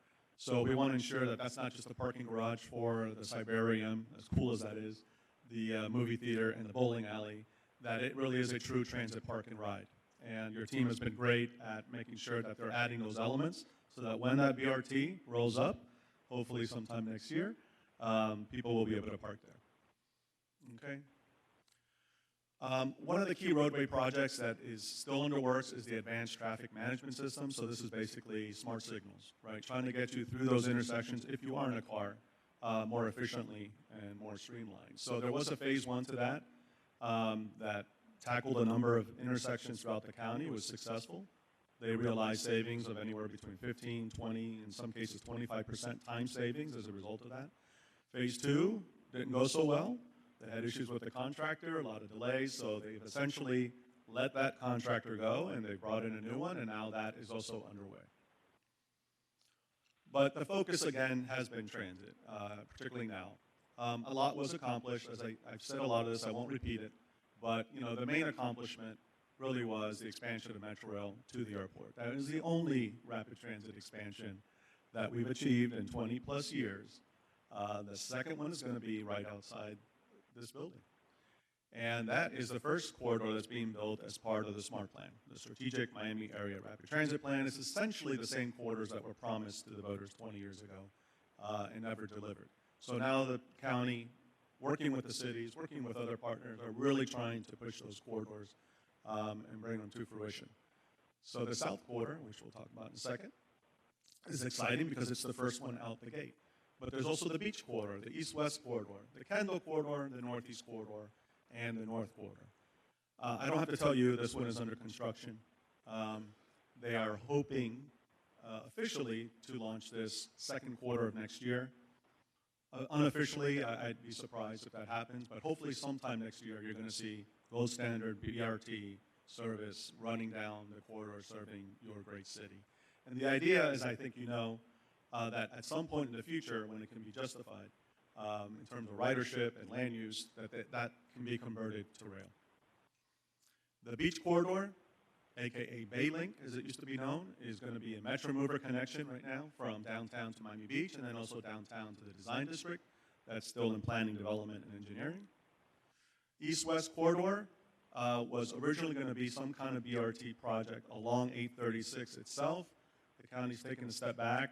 They're reassessing that. They're looking at alternatives. Commuter rail along the existing CSX lines, potentially Metromover, potentially BRT, but not necessarily on 836, maybe Flagler Street. Okay, the Kendall Corridor isn't really moving. They had looked at a BRT for this, but there are really a lot of issues with it, so they've kind of just paused this and are waiting to see how some of the other things pan out. The next one that is likely to happen is the Northeast Corridor. So I think most people at this point know about Brightline. Now, Brightline is great, but it's too expensive, for everyday use, for everyday people. And it doesn't have enough stations serving the bulk of Miami-Dade County. So we need to complement Brightline with a true commuter rail service, more akin to Tri-Rail. And that's what the county is currently negotiating with Brightline, the underlying railroad, FEC, the state and federal partners. And I don't want, to jinx it, but we hope that they're going to come to some agreement soon. And finally, the North Corridor. This is still the one corridor that they're still proposing Metrorail expansion for, and it's in the state of planning, development, and engineering. Because it's Metrorail, it's also the most difficult to achieve. It's the most expensive by far, and it's going to require a huge amount of federal dollars, which are very competitive and not easy to get. Lots of park and ride facilities that we've invested in, throughout the county. We need additional funds. I'm sorry to make you hungry with this slide, but the halfpenny Federal and state grants isn't going to cut it. We need to look under additional rocks for additional funds to bring these plans to fruition. Finally, we're focused on other things. First, last mile connectivity. Doesn't do you any good to build these things if you can't get to it or from it into the neighborhoods or your business areas. Improving the customer experience. People need to want to get out of their cars and ride transit, and that's only going to happen if it's well maintained, if it's clean, if it performs well. Enhancing county municipal connectivity. So this is an important one. We don't have one transit system in Miami-Dade County. We have 35. We have Tri-Rail, 36 maybe. Tri-Rail, Brightline, and then 34 cities, each doing their own thing. And from the customer's perspective, from the rider's perspective, that's not ideal, right? You got different apps. They don't always connect well. So we're constantly working with you all, your neighbors, the county, other partners, to make sure that those systems are connected and integrated. And finally, community engagement. I think people deserve to know what's happening with their half penny, and I don't think the word is really getting out there enough. That's why I'm doing this here today. That's why I'll volunteer to come on down here again and present before community groups, civic groups, business groups, if you like me to. Just send me their information and we'll follow up. A couple of programs I want to end on. Number one is the CITT Ambassador Program. If you ride transit on a regular basis, whether that's the county system or the city system, we're looking for people to volunteer to be ambassadors. All you have to do is continue to ride the system, as you always do. You'll have access to an app. You submit your observations about your experience. It was late, the driver was rude, the driver was fantastic, whatever it may be. You get points for that information, for submitting that information, and you can exchange those points for rewards. Free transit passes, free Uber rides, et cetera. So, great program. You can apply on our website. And then finally, I launched a podcast a couple of years ago focused on mobility and transportation. Again, it's not the most exciting conversation I have with people, but it's important. And we're having great success with having key leaders talk about mobility every 2 weeks. In fact, I'd like to invite the mayor or the manager, whoever would like to join me on that podcast. We broadcast it out of South Miami. We'd love to have you. With that, I'd be happy to answer any questions. Thank you. Thank you. Council, any questions? Quick comments, questions? Okay. Appreciate you coming down. Thank you. And welcome to Councilwoman Avila. Glad you made it here in one piece. Okay, we have now the consent agenda consisting of tabs 2, 3, 4, 5, 6, 7, and 8. A motion to approve the consent agenda. Moved by Councilman Roth, seconded by Councilman Cannonball. All in favor? Any opposed? Next item is public hearings, land use ordinances, etc. Mr. White. Yes, please be advised the following item on the agenda is quasi-judicial in nature. If you wish to comment upon this item, please indicate that you would like to address when the announcement regarding this item is made. An opportunity for persons to speak on this item will be made available after the applicant and staff have made their presentations on this item. Swearing in, all testimony, including public testimony and evidence, will be made under oath or affirmation. Additionally, each person who gives testimony may be subject to cross-examination. If you do not wish to either be cross-examined or sworn, your testimony will be given its due weight. The general public will not be permitted to cross-examine witnesses, but the public may request the council to ask questions of staff or witnesses on their behalf. The full agenda packet on this item is hereby entered into the record. Persons representing organizations must present evidence of their authority to speak for the organization. Further details of the quasi-judicial procedures may be obtained from the clerk. In accordance with Code Section 2-590, any lobbyist must register before addressing the council on this item. At this time, council members must disclose any ex parte communications concerning tab 9 on the agenda this evening. No disclosures. No communication. So at this time, I'd ask anyone in the audience who's wishing to speak on tab 9, which is car number 4400, please stand, raise your right hand to be sworn by the clerk. Do you hereby swear or affirm to tell the truth and nothing but the truth to help me God? Thank you. You may be seated. Tab 9, car number 4400 is the first reading of an ordinance to the City of Homestead, Florida, approving the rezoning as requested by Homestead Business Asset Management, LLC, of an approximately 13,500 square foot parcel of land from one family residential R1 zoning district to restricted retail commercial B1 zoning district for property located at 29 Northwest 14th Street, as legally described in Exhibit A, providing for conflict, severability, and providing for an effective date. Thank you, Mr. Hennis. Thank you, Mayor. Homestead Business Asset Management LLC is the applicant for this application. It is a rezoning from one-family residential R1 to restricted retail commercial B1 for the property at 29 Northwest 14th Street. This property is part of the Chrome Avenue Corridor Incentive Program project, as dealing with projects that are inconsistent in zoning and flume designations within the city's Chrome Avenue corridor. The applicant has submitted all information and is present for the presentation tonight, and staff is recommending approval of the proposal. Moved by Councilman Ross, seconded by, which one of you? By Councilwoman Bailey. Any further questions or comments from council? Are there any public comments? Roll call for approval, please. Councilman Roth? Yes. Councilman Davis? Yes. Councilwoman Avila? Councilman Cannavall? Councilwoman Bailey? Vice Mayor Fletcher? Yes. Mayor Losner? Yes. The motion carried. Thank you. And moving right along, tab 10, Mr. Pearl. Yes, Mr. Mayor, tab 10 is the first reading of an ordinance of the City of Homestead, Florida, amending Chapter 18, Motor Vehicles and Traffic, to create Article 3, Speed Detection Systems in School Zones of the City Code of Ordinances to authorize the placement, installation, and operation of speed detection systems on roadways maintained as school zones, establish traffic enforcement procedures when speed detection systems are utilized for school zone limit violations, and create hearing procedures related to such school zone speed limit violations, providing for correction, severability, conflicts, implementation, codification, and an effective date. Thank you, sir. Mr. Manager, can we summarize this by saying this is a statutory requirement in order to install the proposed school zone speed detection systems? Yes, sir. Aligned with the mayor's interpretation. Can we waive the staff report? Yes. Okay.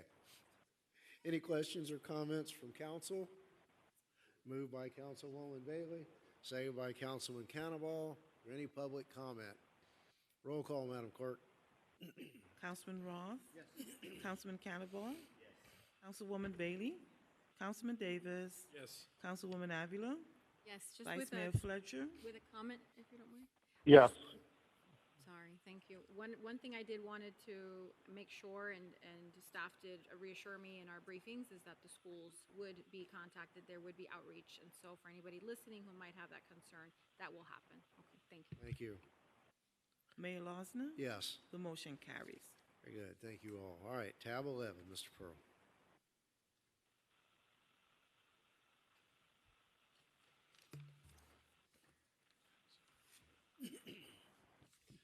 Yes, Mr. Mayor. Tab 11 is the first reading of an ordinance of the City of Homestead, Florida, amending the budget for the general fund for the fiscal year beginning October 1, 2024, and ending September 30, 2025, by decreasing the total budgeted revenues and expenditures by $2,372,264, providing for severability and an effective date. Thank you, Mr. Manager.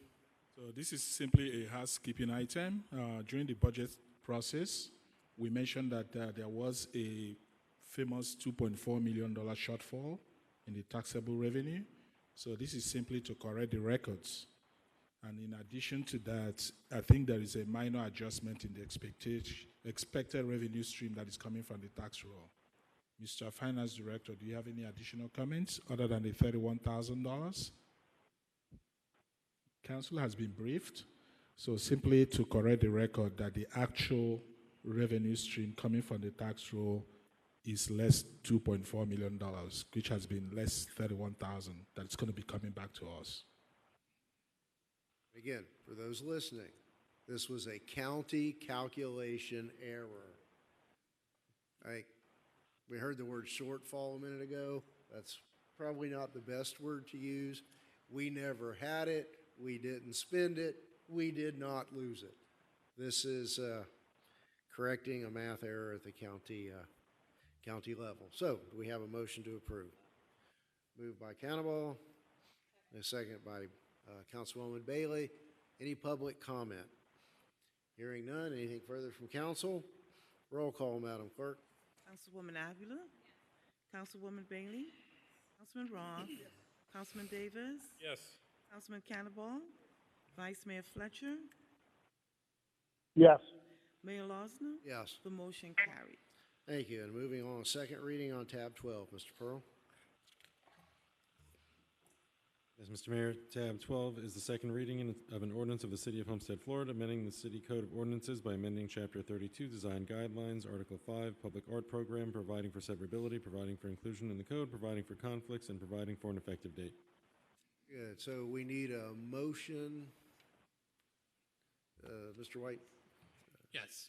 So everything that was mentioned on the public record during the public hearing for the LPA carried over for here. That motion would include a motion to reinstate the option for placement of art on site, would include the percentage to be rolled back to 1%, as well as the incorporation of language related to limited license agreement for placement of art, for art that's placed on site for the city to use for promotional purposes. Very good. Thank you. All right. You want to move it? Move it. Moved by Councilman Roth, second by Councilman Bailey. Wish to speak? Yes, question by Councilwoman Avila. And I wanted to just clarify, it includes the 1.5 for public projects. That doesn't change. It wasn't changing? Okay, good. Right. Thank That you. remains the same. Thank you for that clarification. All right. Any public comment? I'll close the public hearing and ask for a roll call vote. Councilwoman Bailey? Councilman Cannavale? Councilwoman Avila? Councilman Roth? Councilman Davis? Yes. Vice Mayor Fletcher? Yes. Mayor Losner? Yes. The motion carried. And next is a resolution, tab 13, car number 4417. Mr. Pearl? Yes, Mr. Mayor, tab 13 is a resolution of the City Council of the City of Homestead, Florida, approving subcontractor agreements to implement the Children's Trust of Miami-Dade County grant that was accepted by the city for contractual support services to families exposed to violence, providing for implementation and providing for an effective date. Thank you. Mr. Manager? So this item is a follow-up to a prior action taken by council. This is regards to the Children's Trust and also the subcontractor agreements between the city and those entities. I'm going to ask ACM Kimabran to provide the details. Thank you, Mr. Manager. Council, as the manager referenced, we engaged, or we were the recipient of $700,000 with the Children's Trust. In the implementation of that program, we have engaged Dade Legal and Familia, Christie House, Mohair, and SOS, which is the Start Off Smart organization, to implement the program. This item speaks to the allocation of dollars for each organization. And as a reminder for the benefit of the council, there was a $70,000 match that the city has put forward.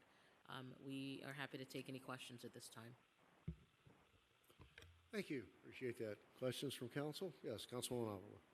Thank you, Mayor. Not so much a question, but just to let my colleagues know that in our briefings, I was asking about, any reports, any follow-ups on the prior year's services that were given, and so there really hasn't been a formal presentation of those kinds, so I'm going to be sponsoring a reso that'll come in a future time to encourage our nonprofit partners working with us to report to the city managers and to be available to have a public presentation as well.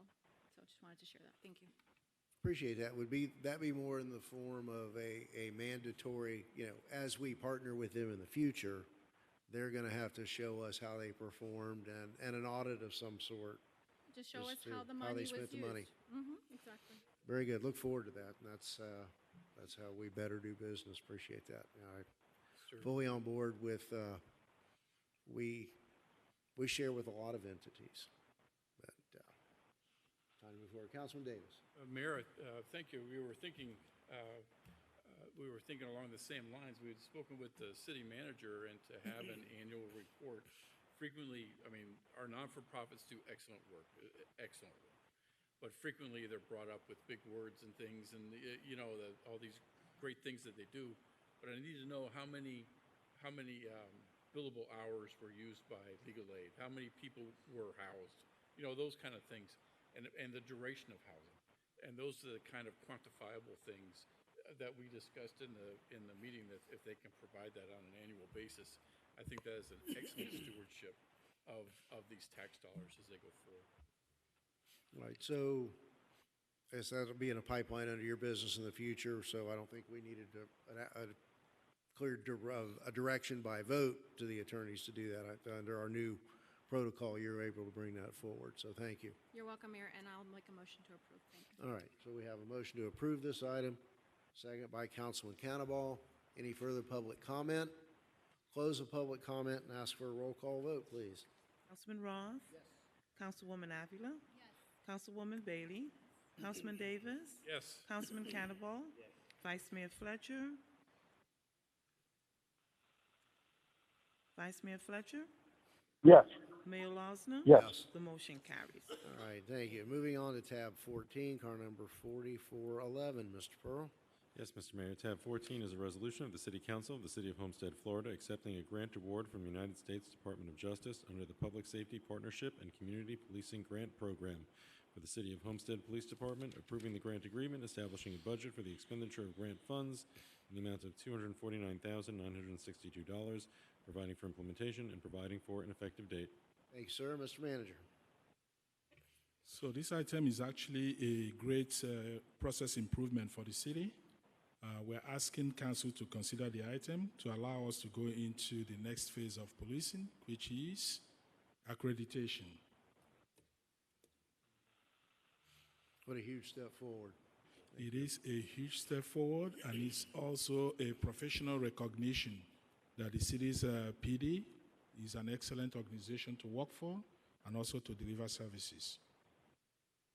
Amen.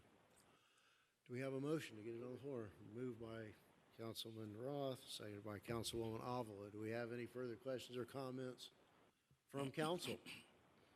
Any public comment on this item? So I'll close the public hearing and we'll have a roll call vote. Councilwoman Bailey? Councilman Cannonball? Councilwoman Avila? Councilman Davis? Yes. Councilman Roth? Vice Mayor Fletcher? Yes. Mayor Losner? Yes. The motion carries. Thank you. And tab 15, car number 4412. Mr. Attorney? Yes, Mr. Mayor. Tab 15 is a resolution of the City Council of the City of Homestead, Florida, approving subcontract agreement with the Miami-Dade County to implement a grant award accepted by the city from the State of Florida Department of Children and Family Services for law enforcement and social service intervention and prevention services for domestic violence victims, authorizing the city manager to execute the subcontractor agreement, providing for implementation, and providing for an effective date. Thank you. Mr. Manager. This is one of those housekeeping items we are trying to close the loop, and I'm going to ask Assistant City Manager Kimra Brown to provide additional details as to what transpired between City of Homestead and Miami-Dade County for this contract award. Thank you, Mr. Manager. So as the manager referenced, this is the City of Homestead was awarded a grant through DCF in the amount of $313,600. Prerequisite of that grant, or requirement of the grant, was that the city engage in a formal agreement with our partners, Miami-Dade County being one of them. That agreement should have been executed by December of 2023. Through the centralization of the grants function, we discovered that this agreement was not executed. So we are bringing it to council to formalize that execution, and then we will transmit it to the county for them to essentially review, approve, and execute, that we can satisfy that requirement. It is critical that we do that to eliminate the continuation of an imposed penalty. So we are seeking council's approval at this time. Very good, thank you. Council, do we have a motion? Moved by Councilman Avila, seconded by Councilman Davis. Any further questions or comments from council? Any public comments? Close the public hearing and ask for a roll call vote on tab 15. Councilwoman Bailey? Councilwoman Avila? Councilman Davis? Yes. Councilman Roth? Councilman Cannavall? Vice Mayor Fletcher? Yes. Mayor Lawson? Yes. The motion carries. All right. And next is tab 16, car number 4414, the Water and Wastewater Infrastructure Master Plan. Yes, Mr. Mayor. Tab 16 is a resolution of the City Council of the City of Homestead, Florida, accepting a proposal and approving work authorization for engineering services required for the city's water and wastewater infrastructure master plan project between the city and CES Consultants pursuant to continuing contract awarded under RFQ 2013-07, providing for an effective date. Very good. If there are no objections or nothing to add by the manager, can we waive the staff report? I know we've all been briefed during budget time and leading up to this. Great step forward to, again, put some more bricks in the foundation of our operations. So do we have a motion to approve? Moved by Cannonball, seconded by Bailey. Any public comment? Hearing none, let's have a roll call vote. Councilman Davis? Yes. Councilwoman Bailey? Councilwoman Avila? Councilman Cannavall? Councilman Roth? Vice Mayor Fletcher? Yes. Mayor Lawson? Yes. The motion carries. And coming into the home stretch, tab 17, car number 434035, EPA Community Change Grant Statutory Partnership Agreement. Mr. Pearl?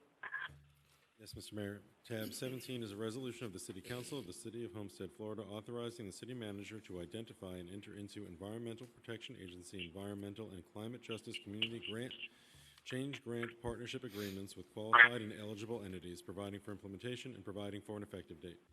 Thank you. Mr. Manager, do you have a presentation or a report? Yes, on this item? I'm going to ask Assistant City Manager Zach to do a quick 2-minute presentation.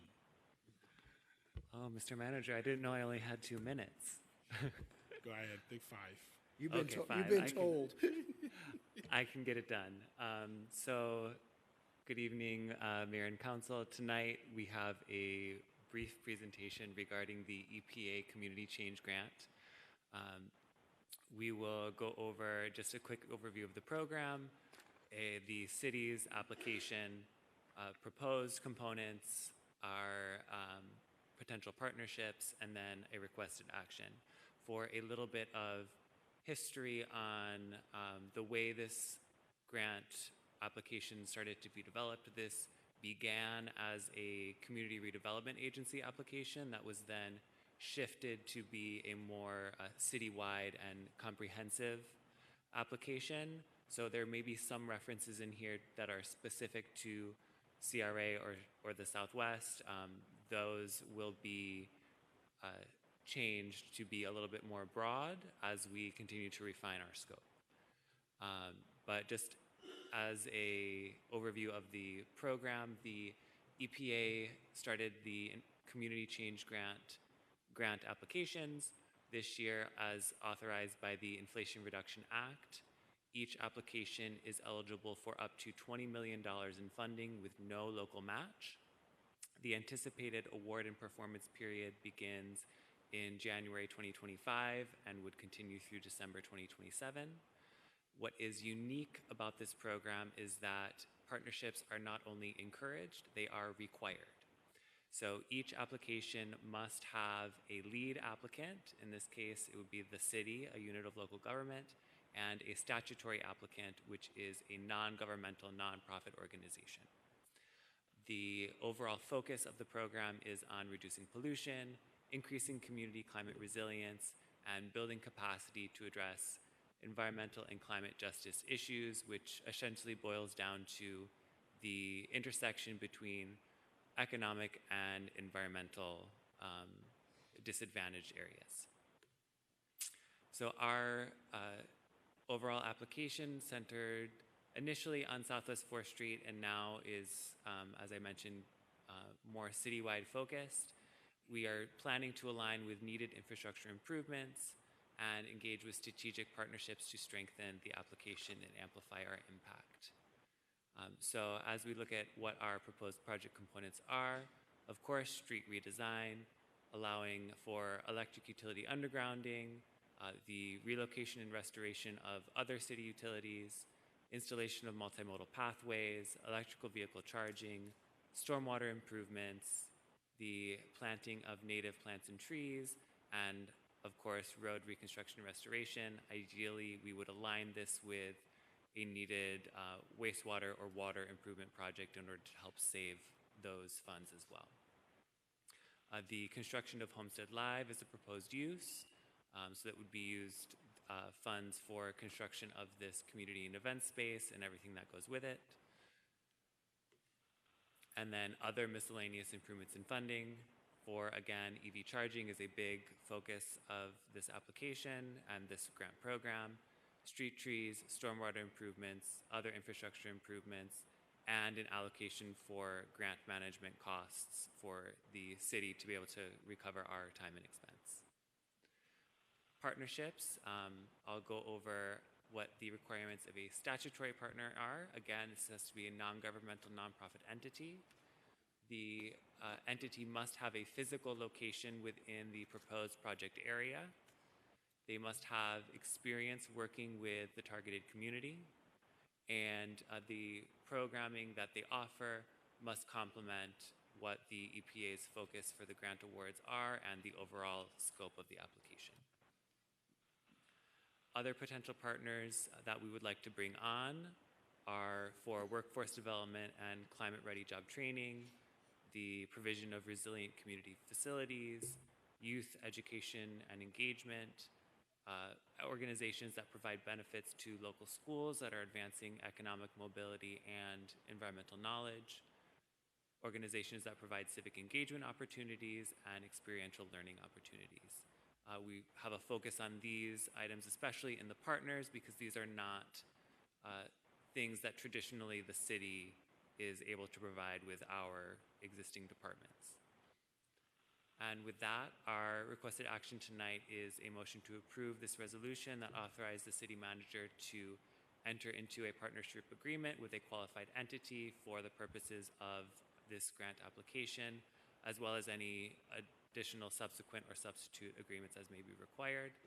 Again, all obligations would be contingent upon the city's receipt of grant funds. So if we promise a certain scope and award to an entity, we only have to provide that if we actually receive the funding from the EPA.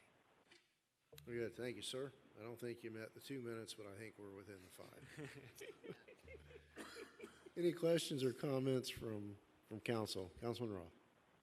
Just one, the authorizing the city manager to enter into an agreement with a partnership agreement. This is a $20 million potential grant, and I think it should come before us for any entity that would be considered to be a partner with the city. Just my thought. Mr. Manager? So I think time is of the essence in terms of submitting the application. We already know that if we were to be successful, the allocations would have to come back to council for approval first. What we're asking approval for is to be able to submit an application in the first place, to at least place the best foot forward. If we don't have an application, there's no action for council to take. So I think between now and when we hope to submit, which is first week in November, we will also circle back to council members in case you have ideas, suggestions, and recommendations. I don't think anything stops us from having multiple program partners. It doesn't have to be only one. We can have as many as council can provide. So I think I want to make sure that we don't foreclose the door by limiting ourselves before we even have an opportunity to be considered. Thanks. And I think your key comment here is that the expenditures and allocations to projects as they go forward will come back here. Obviously, it has to come back to council. Right. All right. Any further? Councilwoman Bailey? Thank you, Mayor. So this was obviously the item that got me rethinking about, recycling and reducing, and I just wanted to put it out there one more time. I just feel like it's a sign or an opportunity. If there is a way for us as a city to look at what the county's doing, we're working on all of these master plans for a reason. and not to put it all on the county. I think that us as cities and municipalities need to do better. If there is an opportunity for us to come together to make a better decision for the future, to just not pass up that opportunity. I don't have any answers. It really upsets me that I don't. I wish that that there were more clearer answers of ways that we can do better. But if this is an opportunity for us to look into some of those options, then please let's do so. Amen. Councilwoman Avila. Thank you, Mayor. I like the idea of making Homestead greener. You know, maybe there are some initiatives that we can enact under this grant. But I wanted to just make a comment that looking at the map for EPA's area map, all of District 5's residential areas are included, so I thought that was important to notate. And I do recognize that it kind of wants us to concentrate the impact, but it's $20 million. I'm sure we can try to spread the love around the city a little bit, especially like with the landscape improvements and the EV charging. I think we should put the EV charging stations where the Teslas and the electric vehicles are more likely to be. So if we can consider that, that'd be great. Thank you. We can definitely take that into consideration. As you noted, the EPA guidance does want a concentrated area. I also want to bring to your attention and council's attention that we do have other applications specific to EV charging that include locations on the east side. And certainly my conversations with staff on this item have been, it's got to community-wide, where it's usable, community-wide. I know we have to have a core area, but, you know, just these landscaping grants we talked about earlier, I think they're probably fairly spread out where it's appropriate to use them. Thank you, sorry. I just remembered, so I brought up a few months ago that someone from Freebie had mentioned that the charging stations at Homestead Station weren't working. So definitely consult with Freebie to see where are other areas in the city, because they're finding that they'll pick somebody up, go drop them off, and then there might not be a close enough charging station. So maybe to see from Freebie where the majority of those rides are missing a charging station. Thank you. Hey, thank you. Do we have a motion? Okay, moved by Councilman Bailey, seconded by Councilman Davis. Is there any public comment? Okay, I'll close the public hearing. If there are no further questions or comments from council, let's do a roll call vote. Councilman Roth? Councilwoman Bailey? Yes. Councilman Cannibal? Councilwoman Avila? Yes. Councilman Davis? Yes. Vice Mayor Fletcher? Yes. Mayor Losner? Yes. The motion carries. All right, very good. Mr. Manager, anything further? Again, I would love to kind of remind council that at the next CAR meeting, we intend to bring a workshop to review the visioning charrette reports that we are currently taking a review internally. So I want to see and pick your brains in terms of what the report says and which direction you want to go. That's what I have. Very good. Mr. Attorney, no new items. We still have to catch up on the items from last time. All right, Councilman Cannibal, anything further? Councilman Davis? No. Councilman Roth? Nothing. Councilwoman Avila? Yes, Mayor, thank you. I wanted to announce that Waterstone, the community of Waterstone's tree lighting ceremony that we get to enjoy every year is coming up November 16th, so please save the date. And I wanted to also give thanks to staff for helping with the Beautified D5 project, which is in process. And, you know, it's all hard work. You know, even simple projects tend to require a lot of work. So thank you all for what you're doing, and I wish you all a great rest of your week. Thanks. Thank you. All right, Councilwoman Bailey? Thank you, Mayor. A couple quick things. Trayvon Brown with BYOL, Build Your Own Legacy, is hosting his breast cancer walk October 26th at Roscoe Warren Park. 8 a.m. is registration, and 9 o'clock the walk begins. He had an amazing turnout last year. It was his first year. He's one of our local mentoring basketball coaches, so please, if you have a chance to support him, do so. Kudos to PD for the National Night Out. I thought that it was our best yet. All the organizations that were there, just amazing, coming together with resources. And most importantly, I would like to wish my fabulous mommy a very happy 77th birthday. I will see you in a little while. Very good. We didn't keep you too late. All right. Vice Mayor, are you there? Anything further? Yes, I have two quick items, if I could, please. Certainly. First, I wanted to apologize for not being there tonight. I'm not feeling very well, and I didn't want to get anybody sick, so I decided to stay in and come in virtually. Today, I did have a discussion with the chairman of the Orange Bowl Committee and one of their vice president of operations in regards to their event that they're going to be hosting in Homestead on November 23rd. Currently, they're looking to distribute approximately 1,000 turkeys on that date. They're looking for partners to maybe add additional turkeys to that distribution. I know we talked about this briefly, but I would ask each of you all to look into your coffers and see if there's maybe some funds you might be able to release to help with that event. And again, that's going to be on Saturday, November 21st, the 23rd, I'm sorry. I will also speak with the manager in regards to some city support services that they're requesting that we might be able to provide. Whether or not we can, I don't know, but we'll have that discussion with the city manager tomorrow. But looking forward to having that event in November, as well as next week is, of course, race week here in Homestead. It's our time to shine. It's our time to get ready for going after the championship race. And one of the things I'd like to do, if we could, as a council, agree that on Sunday, for the city skybox, that we agree that be used on Sunday for city business and race business, and we try and keep children under the age of 16 out of there on Sunday. We can put them over in the garage suites or in the other seats, but we're going to have some pretty important people down here that can help us get the overall championship race down here. It'd be nice to showcase the city without the doors opening and closing and being able to have a conversation. So I would ask each of you all to think about that when you're distributing your tickets. Again, we have some very important people that are going to be down here that can help us get that championship race back down here in 2026. With that, I'll yield the floor back. Thank you, Mr. Mayor.